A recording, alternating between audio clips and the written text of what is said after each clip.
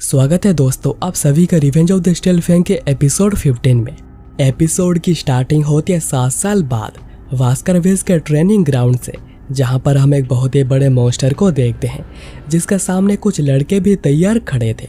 पर वह मॉन्स्टर भी आगे बढ़ता है हमला करने और वो लड़के भी जंप करते हैं हमला करने, पर वह मॉन्स्टर इतना ज्यादा पावरफुल है कि वो कुछ भी कर नहीं पा रहे थे। पर तभी जो शैडो हाउंड उन्हें ट्रेन कर रहे थे स्टैफोर्ड वास्करविल, वो कहते हैं कि जब एक ओपोनेंट तुमसे ताकतवर हो और वो तुम पर हमला करने आ गया है तो एक कॉमन सेंस है कि तुम्हें पहले पीछे हट जाना चाहिए। शुरू से उसका वाइटल पॉइंट्स पर एम मत करो, हमला करो उसके पैरों पर, जिससे कि वो स्लो हो जाएगा और ये ज्यादा इफेक्टिव रहेगा। और अब हम देखते हैं कि ट्रिपलेट्स डायरेक्टली हमला करके मॉन्स्टर को बहुत ही ज्यादा जख्मी कर देते हैं। स्टैफोर्ड सोच रहे थे कि ट्रिपलेट से कुछ ऐसा ही एक्सपेक्ट किया जाता है। उनकी ऑरा डार्क क्रिम्सन है जो कि वास्करविल के लिए बहुत ही ज्यादा सुइटेबल है।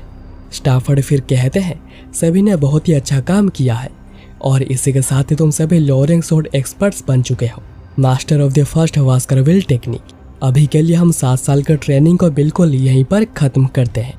पर अनलाइक ये ऑक्सबियर जो कि केज में था, जंगली ऑक्सबियर जो लेरोग माउंटेन में है वो इससे बहुत ही ज्यादा अलग होगा। इवन मैं भी ओल्डर ऑक्सबियर्स को हैंडल नहीं कर सकता हूँ। तुम्हें यह बात पता होना चाहिए कि आज तुम लोगों ने जिस ऑक्सबियर का सामना किया है, अगर उसे तुम रियल लाइफ के ऑक्सबियर से कंपेयर करोगे तो वो बिल्कुल एक और ही लेवल पर होगा। और तुम्हें जितना लगता है डेथ उसे जल्दी आती है। आइदर तुम अपने ब्लड लाइन का यूज करके बचोगे या फिर एक्सपीरियंस को बिल्ड करके। पर एनीवेज ग्रेजुएशन के लिए तुम सभी लोगों को कांग्रेचुलेशन, तुम्हारे फ्यूचर के लिए तुम सभी लोगों को गुड लक। इसके बाद सभी बच्चे अपनों में ही बातें करने लगते हैं। एक लड़का दूसरे लड़के से पूछता है कि तुमने किस नाइट ऑर्डर के टीम को ज्वाइन करने के लिए अप्लाई किया है। तो वो लड़का कहता है कि मेरे फर्स्ट चॉइस है डॉबरमैन, सेकंड है पिटबुल और थर्ड है रॉटवीलर। पहले वाला लड़का कहता है कि मैं तो वुल्फ हाउंड को प्रेफर करता हूँ। एक्चुअली वास्करविल क्लान में टोटल 7 नाइट ऑर्डर्स है या फिर टीम्स है और सभी ऑर्डर्स को बनाया गया है और मैनेज किया जाता है अलग अलग ऑब्जेक्टिव के लिए, जैसे कि watching, searching, guarding, assassinating, suppressing, all out and warfare. फिर वो लड़का कहता है कि हे तुम्हें क्या लगता है आखिर वह बास्टर्ड कहाँ जाएगा। दूसरा लड़का कहता है तुम किसकी बात कर रहे हो। तो वो लड़का कहता है कि ऑब्वियसली वाइकर वैन वास्करविल की। मैंने सुना है कि उसने अकेले ही एक बहुत ही बड़े ऑक्सबियर को मारा है। मैंने तो ये तक सुना है कि वो ऑलरेडी एक हाई रैंक सोर्ड एक्सपर्ट बन चुका है। उसने ऑलरेडी वास्करविल का थर्ड टेक्निक को मास्टर कर लिया है, मतलब कि अभी वो शैडो हाउंड के लेवल पर पहुंच चुका है। यहाँ पर वाइकर ऑक्सबियर के ऊपर बैठकर सोच रहा था, मैंने जितना सोचा था उससे ज्यादा समय लग गया। मेरी करंट हिडन लेवल है ग्रेजुएट इंटरमीडिएट रैंक की और मैं अभी भी वास्करविल का 5th टेक्निक पर ही अटका हूँ। अगर मैं मुझे ही मेरे 7 साल पहले का कंपेयर करता हूँ तो मैं लोअर रैंक ग्रेजुएटर से बस एक ही लेवल अप हुआ हूँ। पर अगर मैं बस सोर्समैनशिप को कंपेयर करता हूँ तो मैंने अपने पास्ट लाइफ को सरपास कर दिया है। पर फिर भी मैंने जितना एक्सपेक्ट किया था उससे तो मेरी ग्रोथ स्लो ही हो रही है। तभी जॉन आकर कहते हैं यंग मास्टर, पैट्रियार्क आपको ढूंढ रहे हैं। मुझे लगता है कि आपका असाइनमेंट डिसाइड कर लिया गया है। इसके बाद वाइकर ह्यूगो के पास जाता है और कहता है कि बहुत समय हो गया है आपसे मिले हुए, आप कैसे हैं पैट्रियार्क, और आपके नाक पर यह क्या हुआ है। तो ह्यूगो कहता है जब मैं लेरोग माउंटेन पर बारबरियन से लड़ रहा था एक आर्चर ने मुझ पर हमला कर दिया। वाइकर पूछता है कि क्या आपने उन्हें पकड़ा। तो ह्यूगो कहता है कि नहीं, मैं पकड़ तो नहीं पाया, पर मैंने भी उसके चेहरे पर एक स्कार दे दिया है जैसा कि उसने मेरे चेहरे पर दिया है। वो सब छोड़ो, ग्रेजुएशन पर तुम्हें कांग्रेचुलेशंस, पर अभी बस चीजें मुश्किल ही होती जाएंगी। वाइकर सोचने लगता है कि क्या वह भी असाइनमेंट के बारे में बात करेगा। पास्ट लाइफ में मैं पिटबुल ऑर्डर का जूनियर नाइट बना था। मुझे लेरोग माउंटेन भेजा गया जहां पर मैंने लगातार 21 महीनों तक डेथ का सामना किया। जैसे कि मैं कोई एक्सपेंडेबल मट हूँ जिसे कि इमीडिएटली बैटल में भेज दिया गया। एक्चुअली वास्करविल के चिल्ड्रंस को आइदर इलाइट या फिर एक्सपेंडेबल में कैटेगराइज किया जाता है जब ये वो 15 साल के हो जाते हैं, और जबकि एक्सपेंडेबल्स बैटल में मरते हैं, इलाइट्स पॉलिटिक्स और एडमिनिस्ट्रेशन में एजुकेटेड होते हैं।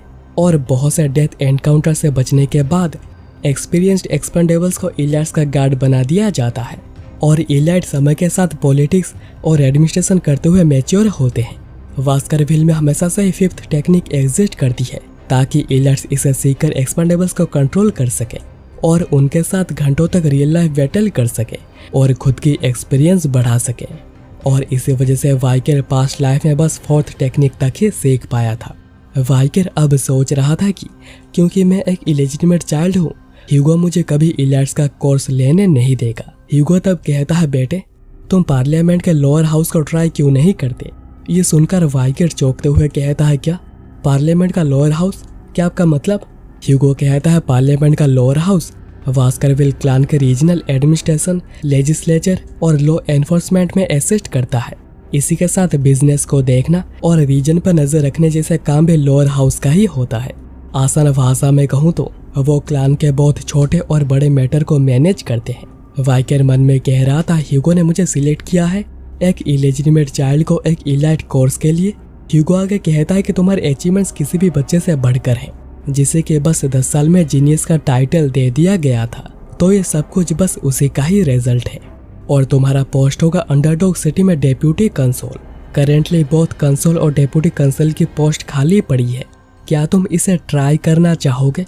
वाइकर कहता है कि आप जैसा चाहते हैं बिल्कुल वैसा ही होगा, पर मुझे आपको कुछ बताना है। तो ह्यूगो पूछता है कि और वो क्या है। तो वाइकर कहता है कि मैं आपको रूबी माइंस और मोरक्लान के बारे में कुछ बताना चाहता हूँ। ह्यूगो कहता है, तुम्हारा मतलब तुमने किस तरह एडोल्फ को हराया था उसके बारे में। मैंने तुम्हें एक रिवॉर्ड देने का प्रॉमिस किया था, क्या तुम अभी वो रिवॉर्ड लेना चाहते हो। वाइकर कहता है कि आपने सही कहा, क्या मैं उसे एक बार के लिए बोरो कर सकता हूँ, पर अगर मैं कुछ ज्यादा मांग रहा हूँ तो आपको इसे पूरा करने की जरूरत नहीं है। पर ह्यूगो कहता है कि नहीं, ऐसा नहीं है, मुझे तुम पर पूरा भरोसा है कि तुम कोई भी बेवकूफ़ी नहीं करोगे। वाइकर कहता है कि मैं आपको चिंता में नहीं डालूंगा। वाइकर सोचने लगता है कि मैं इतने बार बेटा सुनने के बाद भी इसे बचा नहीं पा रहा हूँ और ह्यूगो मेरे विश को पूरा कर रहा है। पास्ट लाइफ में मैं तो इसके बारे में सोच भी नहीं सकता था। इसके बाद वाइकर जॉन के साथ जाने लगता है। जॉन कहता है, यंग मास्टर, पैट्रियार्क को आपकी कीमत पता है, वो आपकी काफ़ी वैल्यू करते हैं और मैं ये कह सकता हूँ क्योंकि उन्होंने आपको बैटल में भेजने से पहले डेप्यूटी कंसोल की ड्यूटी दे रहे हैं। क्या आप इसे डिसिपल्स ऑफ किंगशिप नहीं कहेंगे, और वो आपको एक ग्रेट काम करने देंगे जब सही समय आ जाएगा। वाइकर कहता है कि ऐसा तभी होगा जब मैं डेप्यूटी कंसोल के ड्यूटी को सही से कर पाता हूँ। वाइकर मन में सोच रहा होता है कि यह बहुत ही अच्छी बात है, मैं डेप्यूटी कंसोल के पावर का यूज करके अपने स्किल्स को और भी अच्छे से और सेफली बढ़ा सकता हूँ। मुझे अभी आसपास क्या हो रहा है इसको लेकर कोई भी चिंता नहीं है, और ऐसा बिल्कुल भी नहीं है कि पास्ट लाइफ में मेरे साथ जो भी हुआ था मैं उसे भूल गया हूँ। मुझे अभी भी याद है जिस तरह मेरे सर को काट कर अलग करा गया था। काटने से पहले का वो डर, काटते समय का वो दर्द, मैं कभी भी ये सब कुछ भूल नहीं सकता हूँ। और ह्यूगो ले वास्करविल, मैं तुम्हें सब कुछ फील करवा कर ही रहूँगा। और ये एपिसोड यहीं पर ही खत्म हो जाती है।